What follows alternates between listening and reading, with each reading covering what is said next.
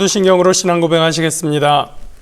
전능하사 천지를 만드신 하나님 아버지를 내가 믿사오며 그 외아들 우리 주 예수 그리스도를 믿사오니 이는 성령으로 잉태하사 동정녀 마리아에게 나시고 본디오 빌라도에게 고난을 받으사 십자가에 못 박혀 죽으시고 장사한 지 사흘 만에 죽은 자 가운데서 다시 살아나시며 하늘에 오르사 전능하신 하나님 우편에 앉아 계시다가 저리로서 산자와 죽은 자를 심판하러 오시리라. 성령을 믿사오며 거룩한 공회와 성도가 서로 교통하는 것과 죄를 사하여 주시는 것과 몸이 다시 사는 것과 영원히 사는 것을 믿사옵나이다. 아멘. 함께 보실 말씀은 시편 127편 1절 2절 말씀입니다. 구약성경 899면에 있습니다. 구약 899페이지 시편 127편 1절 2절 말씀입니다. 시편 127편 1절 2절입니다. 야훼께서 집을 세우지 아니하시면 세우는 자의 수고가 헛되며 야훼께서 성을 지키지 아니하시면 파수꾼의 깨어있음이 헛되도다. 너희가 일찍이 일어나고 늦게 누우며 수고의 떡을 먹음이 헛되도다. 그러므로 야훼께서 그의 사랑하시는 자에게는 잠을 주시는도다. 아멘. 성전에 올라가는 노래 이른바 순리의 시, 오늘 127편 말씀 보겠습니다. 표제에는 솔로몬의 시라는 말이 붙어 있습니다. 순리의 시 중에서 솔로몬의 시라고 하는 말이 붙어 있는 유일한 시입니다. 솔로몬은 여러분은 어떤 사람으로 잘 알고 계시죠? 지혜의 왕, 지혜로운 왕, 우리가 그렇게 잘 알고 있는데요. 그래서 127편은 지혜시로 분류되고 있습니다. 처음 시작하는 부분을 보시면 전도서의 패턴이 보입니다. 전도서 시작 어떻게 되는지 기억하십니까? 헛되며 헛되고 헛되니 모든 것이 헛되도다, 이렇게 시작이 되는데요. 127편 1절 2절 앞부분을 보면 헛되다 이런 헛되다는 말이 계속해서 반복해서 나오게 됩니다. 우리 한번 1절을 먼저 보겠습니다. 야훼께서 집을 세우지 아니하시면 세우는 자의 수고가 헛되며 야훼께서 성을 지키지 아니하시면 파수꾼의 깨어있음이 헛되도다. 여기에 두 종류의 사람이 나옵니다. 집을 세우는 사람과 성을 지키는 사람, 파수꾼이 등장을 하죠. 집을 세운다라고 하는 여기서 집은 그냥 단순한 건물을 의미한다기보다는 가문, 또 솔로몬의 이야기가 나왔으니까 왕가 이런 것들을 의미합니다. 또는 그 공동체, 국가 공동체일 수도 있고요. 믿음의 공동체일 수도 있겠죠. 그런 공동체 같은 것을 의미한다고 볼 수가 있습니다. 예를 들어서 우리가 교회를 세운다라고 할 때도 교회의 건물을 세운다 이렇게 얘기할 수도 있지만 교회의 건물만 세웠다고 해서 교회가 끝나는 게 아니죠. 더 중요한 것은 무엇입니까? 성도들이 모이고 그곳에서 조직을 만들고 부서들을 형성하고 그 안에서 사역들을 하면서 이 교회 안에서의 어떤 기능들이 작동을 하는 것, 그래서 교회의 본질이 무엇인가, 하나님을 찬양하고 주님의 백성들을 가르치고 또 복음을 전파하고 증거하고 많은 사람들이 하나님의 백성이 되도록 하는 그 기능을 잘 감당할 때 교회를 세운다, 교회가 잘 세워졌다, 이렇게 말할 수가 있겠죠. 그런 것처럼 집도 건물을 딱 세웠다, 야 건축 잘했네 라는 얘기는 들을 수 있겠지만 정말 집을 세웠다라고 할 수 있으려면 그곳에 사는 가정이 우리로서는 믿음의 가정으로서 잘 세워져야 하는 것이고 서로 관계가 잘 형성이 되어야 되고 자손들이 잘 번성하여서 그 안에서 아름다운 공동체를 이루어 나가는 것, 그럴 때 우리는 집을 세운다, 잘 세운다 라고 할 수가 있을 것입니다. 여기서 집은 그런 의미로 보이는 것입니다. 잠시 우리가 126편을 생각해 보면 눈물로 씨를 뿌리는 수고를 하는 자가 기쁨으로 단을 거둔다, 이렇게 우리가 그 말씀을 본 적이 있었는데 거기에 담겨 있는 가장 중요한 것은 무엇이었습니까? 그 수고 뒤에는 하나님의 주권하심이 반드시 있어야 된다라는 것을 우리가 묵상했었습니다. 농부의 수고와 마찬가지로 집을 세우는 자의 수고, 또 성을 지키는 파수꾼의 수고가 아무리 열심히 수고롭게 일을 하더라도 더욱 중요한 것은 무엇입니까? 하나님께서 집을 세우시고 하나님께서 그 성을 지키시는 것이다 라는 것이죠. 솔로몬은 예루살렘 궁전을 짓고 또 예루살렘 성전을 지었던 사람입니다. 그런데 그는 건물을 지었지만 왕국을 통치하는 과정에서 건물보다 더 중요한 것을 잊어버린 것 같습니다. 외교를 잘 하기 위해서, 국가를 잘 지키기 위해서 그가 썼던 방법 중에 하나는 이방 왕국과 결혼을 맺는 것입니다. 사돈을 잡고 맺는 것이죠. 그래서 이방 나라의 공주와 결혼을 합니다. 그래서 왕비가 몇이고 후궁이 몇이고 이런 이야기들을 하지 않습니까? 그런 정략 결혼을 통해서 왕국을 안정적으로 지키겠다고 하다가 그가 잃어버린 것이 무엇입니까? 믿음의 중심을 잃어버리고 말았습니다. 그래서 이방 신이 들어오고 그 나라에 이방 신전이 세워지고 하는 것을 그는 막지 못했습니다. 오히려 스스로 자신이 지어줬다고도 할 수 있겠죠. 하나님께서 그 징벌로 그 다음 때에 나라가 나눠지게 될 것이다. 그리고 그가 죽은 후에 실제로 그 나라는 나눠지게 되었습니다. 그러니 집을 세워도 파수꾼이 열심히 성벽을 지켜도 하나님께서 지키지 않으시면 헛된 수고가 될 뿐입니다. 2절은 그런 수고의 연장입니다. 2절입니다. 너희가 일찍 일어나고 늦게 누우며 수고의 떡을 먹음이 헛되도다. 일찍 일어나서 늦게 눕는다.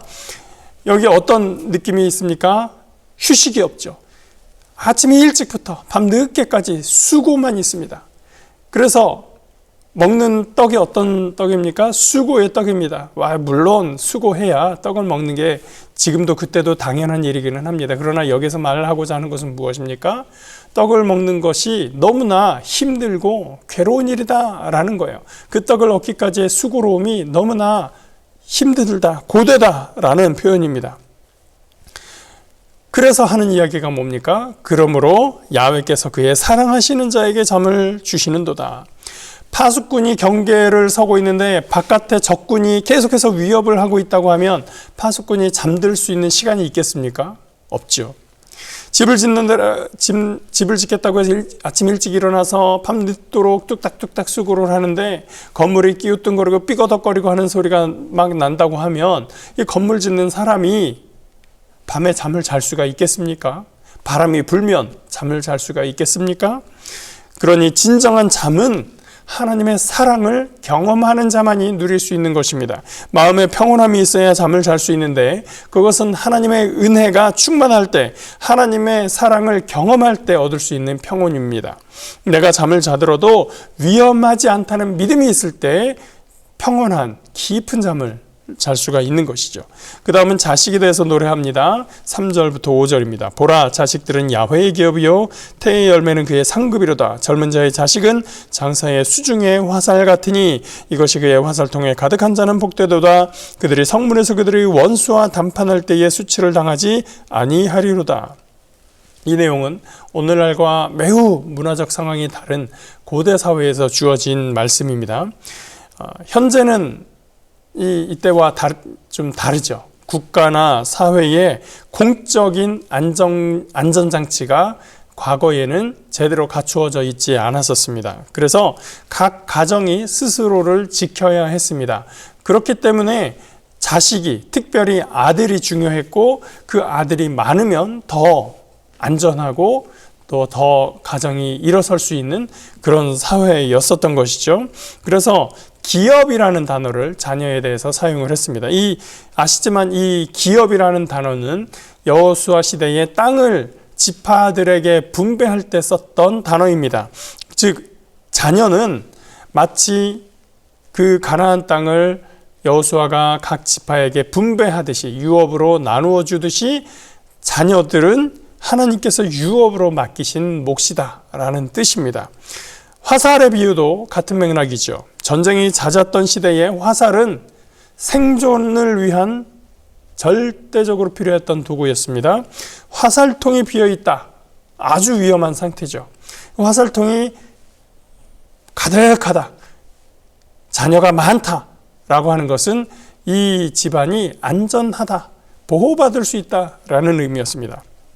자식이 외부의 위협으로부터 막아줄 수 있는 든든한 보디가드가 되는 그런 사회였었던 것입니다. 그 다음에 성문에서 그들의 원수와 담판한다라고 했는데, 성문은 고대 이스라엘에서 재판이 벌어지는 장소였습니다. 압살롬이 아버지 다윗을 반역해서 스스로 왕이 되고자 할 때 했던 일 기억하시나요? 성문에서 재판을 했습니다. 성문은 재판이 이루어지는 곳이죠. 아버지가 재판을 하고 있는데 아들들이 많으면 거기서 억울한 누명을 쓰고 재판받는 것을 아들들이 막아줄 것입니다. 아니, 이 재판을 이렇게 하는 게 어디 있습니까? 라고 하면서 이야기해 주겠죠. 그런 재판의 장소에서 원수와 담판을 할 때 자식이 힘이 되어주고 아버지가 혼자서 억울한 판결을 받지 않게 해준다. 그런 의미입니다. 오늘 우리는 이 구절들을 문자 그대로 적용하지는 않습니다. 지금은 현재 시대에는 이런 일들을 국가가 담당해 줘야 되는 것이죠. 안전하게 해주고 보호해주고 재판을 공정하게 하고, 이거는 자식이 있으면 잘해주고 자식이 없으면 잘 안 되고, 그런 사회가 되면 안 되겠죠. 그것은 국가가, 사회가 공정하게 정당하게 해야 하는 일이 되어 있습니다. 물론 장성한 자녀들이 있다면, 특히 지금 시대에는 아들이 아니어도 딸들이 큰 힘이 되어주기도 합니다. 그런 자녀가 없더라도 국가가 이 억울한 사람이 없도록 보호해줘야 되는 시대에 우리는 살고 있습니다. 그렇다면 이 말씀은 이제 우리가 좀 더 포괄적으로 이해를 해야 되는 것이죠. 1절, 2절에서 말했듯이 우리의 삶을 하나님께서 주관하심을 고백하고, 하나님께서 우리의 삶을, 우리 공동체를 세우시고 지키시기를 구하는 것입니다. 하나님께 이 일들을 맡겨야 하는 것이죠. 물론 우리의 수고가 없어서는 안 됩니다. 농부가 씨를 뿌리지만 하나님께 맡기는 것이지, 씨를 뿌리지도 않고서 기쁨으로 단을 거두겠다? 그건 뭐라고 하죠? 도둑놈 심보라고 얘기를 하죠. 파수꾼이 있어서 지켜야 외부의 위협으로부터 안전하게 지킬 수 있는 것이죠. 집을 세우는 수고가 있어야 건물이 올라가는 것이죠. 그러나 그 모든 일을 하는 것에 가장 중요한 것은 하나님께서 하시는 것이다. 하나님께서 이 일을 하셔야만 우리가 이 일을 감당할 수 있습니다. 집을 세우는 손이 있고, 성을 지키는 눈이 있고, 밤을 새워서 일하는 몸이 있을 때, 그리고 이 모든 것을 하나님께 맡깁니다 라고 할 수 있는 것입니다. 그 모든 일에서 가장 중요한 것은 하나님께서 도우시는 것이기 때문입니다. 그 하나님을 의뢰할 때, 그 하나님을 철저히 신뢰할 때 우리는 잠을 잘 수가 있습니다. 깊은 잠을 잘 수가 있습니다. 지금 여러분 수고하고 계십니까? 홀로 고군분투하지 마시고 그 중심에 하나님을 모시는 저와 여러분의 삶이 되시기를 주의 이름으로 축복합니다. 기도하겠습니다. 하나님, 우리의 삶을 주관하시는 하나님을 의지합니다. 하나님께서 집을 세우지 아니하시면 세우는 자의 수고가 헛되며, 하나님께서 성을 지키지 아니하시면 파수꾼의 깨어있음이 헛됨을 우리가 다시 한번 기억합니다. 일찍 일어나고 늦게 누우며 수고의 떡을 먹을지라도 그 모든 것이 헛되고 모든 것이 무너져 버리는 것을 우리는 압니다. 그러므로 하나님, 우리에게 하나님을 절대적으로 신뢰함으로 인하여 우리가 편안히 잠들 수 있는 귀한 은혜를 허락하여 주시옵소서. 주님 안에서 우리가 보호받고 주님 안에서 안전하며 주님의 인도하심으로 우리가 떡을 먹을 수 있음을 고백하는 우리의 삶이 될 수 있도록 인도하여 주시옵소서. 오늘도 함께 하신 주님께 감사드리며 예수 그리스도의 이름으로 기도합니다. 아멘. 하늘에 계신 우리 아버지여, 이름이 거룩히 여김을 받으시오며 나라가 임하시오며 뜻이 하늘에서 이루어진 것 같이 땅에서도 이루어지이다. 오늘 우리에게 일용할 양식을 주시옵고 우리가 우리에게 죄 지은 자를 사하여 준 것 같이 우리 죄를 사하여 주시옵고 우리를 시험에 들게 하지 마시옵고 다만 악에서 구하시옵소서. 나라와 권세와 영광이 아버지께 영원히 있사옵나이다. 아멘.